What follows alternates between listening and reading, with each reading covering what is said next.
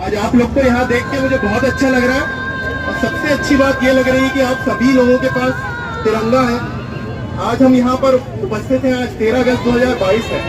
आज हमारे लिए अत्यंत गौरव का दिन है क्योंकि आज हर घर तिरंगा अभियान का आधिकारिक प्रारंभ न केवल हमारे गैरतगंज में, न केवल रायसेन में, न केवल मध्य प्रदेश में, बल्कि हमारे पूरे देश में आज हर घर तिरंगे अभियान का आधिकारिक प्रारंभ किया जा रहा है। जब हर घर तिरंगा अभियान माननीय प्रधानमंत्री जी एवं माननीय मुख्यमंत्री जी द्वारा प्रारंभ किया गया तो उसके पीछे आशय यह था कि हम सभी भारतीय अपने घर में तिरंगा लगा सके और अपने भारतीय होने की भावना पे गर्व महसूस कर सके।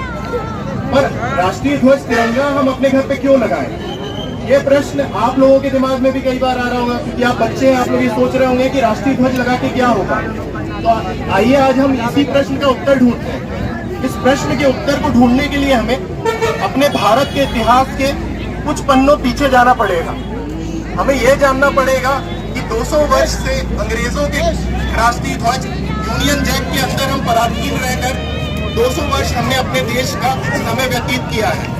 यह वह समय था जब हमारा राष्ट्रीय ध्वज तिरंगा फहराना भी एक अपराध था और अपने राष्ट्रीय ध्वज की महत्वता को समझने के लिए अब हमें वह समय भी देखना पड़ेगा जब अंग्रेजों ने हमें गुलाम बना लिया था। और यह गुलामी का कारण यह था कि हम आपस में एकत्र नहीं थे, हम आपस में एक साथ नहीं थे। अंग्रेजों द्वारा गुलामी बनाने का एक कारण यह भी था कि हमारे बीच एकता का अभाव था। हमारा देश विभिन्न रजवाड़ों में, विभिन्न राजाओं में, विभिन्न पंथ, संप्रदाय, समुदाय आपस में बटा हुआ था।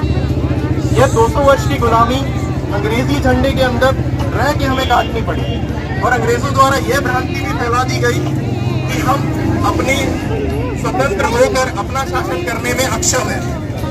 पर जब 15 अगस्त 1947 को हमारा देश आजाद हुआ तो अपने राष्ट्रीय ध्वज तिरंगे को बनाकर भारत ने पूरे विश्व में यह ऐलान किया कि न केवल भारत एक स्वतंत्र देश है बल्कि इसके साथ साथ तिरंगे को राष्ट्रीय ध्वज स्थापित कर भारत ने यह संदेश भी दिया कि भारत अनेकता में एकता का प्रतीक बनकर पूरे विश्व को एक नई दिशा देने वाला है।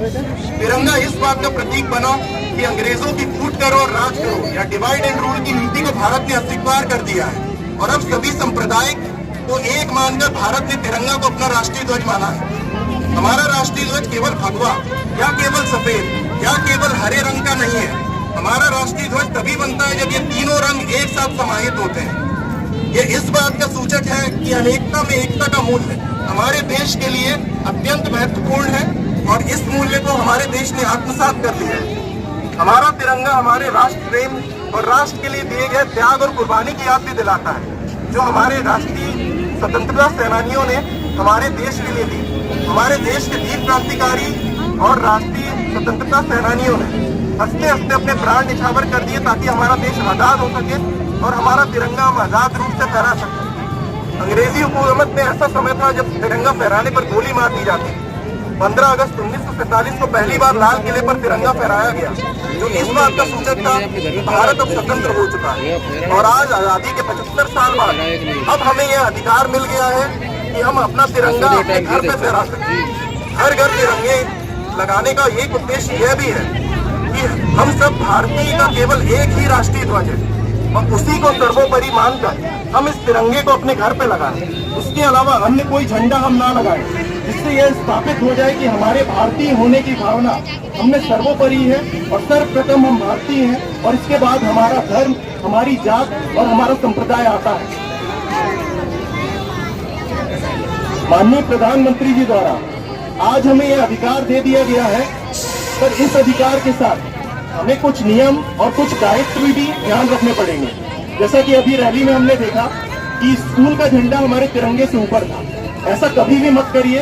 तिरंगा हमारा राष्ट्रीय ध्वज है, वही ध्वज सबसे ऊपर फहराया जाता है, उसके बाद सारे ध्वज आते हैं। इसके बाद यह ध्यान रखिए कि जो नियम है हमारे राष्ट्रीय ध्वज के सम्मान में हमें कोई कमी नहीं करनी है। भले ही हम अपने घर पे ये तिरंगा फहरा रहे हैं पर पूरे सम्मान, पूरे आत्मसम्मान और पूरे गौरव के साथ ये तिरंगा हमें अपने घरों में फहराना है।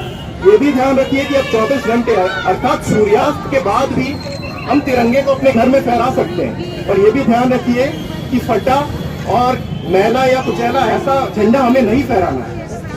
आज जब हम हर घर तिरंगा अभियान के अंतर्गत 25 करोड़ तिरंगे पूरे भारतवर्ष में, 1.5 करोड़ तिरंगे पूरे प्रदेश में और 3.5 लाख तिरंगे पूरे रायसेन में और 25,000 तिरंगे पूरे गैरतगंज क्षेत्र में फहराएंगे।